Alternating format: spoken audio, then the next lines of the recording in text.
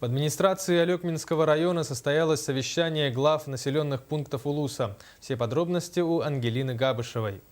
В связи с объявлением Года сельского хозяйства на совещании были обсуждены вопросы по развитию данной отрасли.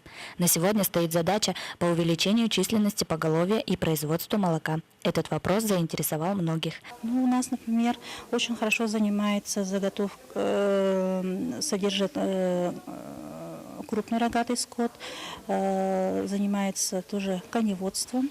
И тоже, конечно же, вот стоит вопрос, всегда вот проблема найти, куда реализовать вот продукцию мяса, говядины, жеребятины, вот такое, а молоко тоже. Начальник управления сельского хозяйства Андрей Юрьевич Коплов считает, что планы вполне реальные. Затем рассмотрели вопросы о бесплатной юридической помощи для социально незащищенных категорий граждан, о ремонте образовательных учреждений и необходимости соблюдения правил противопожарной безопасности. Так как в районе объявлен год села, по его проведению прозвучала информация главы района Виктора Николаевича Васильева. Также начались обсуждения, планы по проведению юбилея города. Эти и другие вопросы были приняты к сведению и в дальнейшем их реализации. Ангелина Габышева, Геннадий Лопатинский, НВК Саха, Алекминск.